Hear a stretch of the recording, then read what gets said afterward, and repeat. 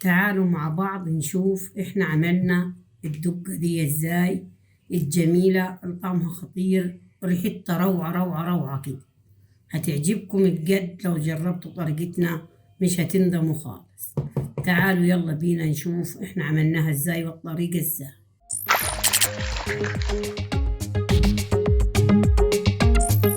صباح الخير عليكم، ازيكم؟ عاملين ايه؟ اخباركم ايه؟ يا رب تكونوا بخير. احنا النهارده هنعمل مع بعض طريقة الدقة اللي بتعملها في الصعيد. احنا صعيدة وبنحب نعمل الدقة على طول. احنا في الصيام ناكلها مع البصل الاخضر ومع الحلبة ومع الفجل، جميلة خالص خالص خالص، والطماطم شايفين حلوة وجميلة يعني. هتبقى معانا. احنا جايبين حمص، شايفين نظيف ازاي؟ تشتري الحمص النظيف المقشر كده. جايبين كزبرة، لازم الكزبرة يكون كتار. جايبين سمسم محمص، جايبين كمون، بس مش هنحط الكمون ده كله عشان الكمون بيخليه يمرر. وجايبين فول سوداني مفصص برضك مفيهوش قشر. ونحط الملح، وما نحطش الملح كتير، شايفين؟ معلقة صغيرة. هنشوف مع بعض، هنجيب الخلاط وهنشوف مع بعض. احنا جبنا الخلاط، جبنا القطعة بتاعت الملح، هنعمل فيه الخلاط كده. هنحط كل المكونات، يعني نطحن حاجة ونرجع نحط التانية. ادينا حطينا طحنا الفول، هنحط عليه الحمص، لو هنحط السمسم. انا مش راضية نشتغل قدامكم بس عشان الدوشة بتاعت الخلاط. نفضي الجزء ده اهو عشان يتعبك. نخاف على الخلاط برضك هيتقل عليه. الفول بيعمل زيت ويلزق في الخلاط، وكل الناس تعرف كده يعني لما بنعمل الطحينة. هنحط دلوقتي الكزبرة الناشفة ونحط معاهم الملح، شايفين؟ نعمل زي دلوقتي. هنخلط ده على ده ونخلطهم ببعض ونشوف هنعمل ايه تاني. هنحط الكمونة دينا ونطحنهم ونشوف هنحط قد ايه من الكمون، لان الكمون بيمرر. دلوقتي هنخلطهم في بعض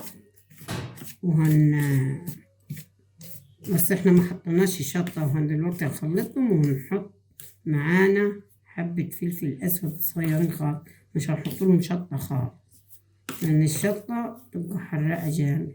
في ناس بتحب بالشطة، في ناس مش بتحب بالشطة.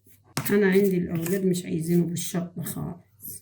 شايفين ناعمين ازاي؟ هندور عليهم مرة تانية عشان يبقوا ناعمين خالص وما يضايقوناش. ونحط معلقة الكمون، ادي معلقة الكمون اللي هنحط.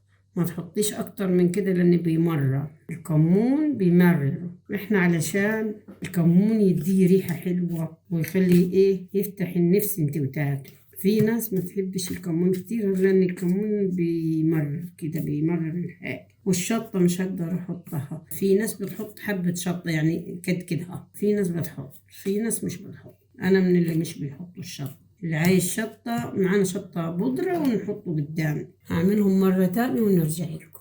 نسينا نحط حبة الفلفل الأسود، شايفين؟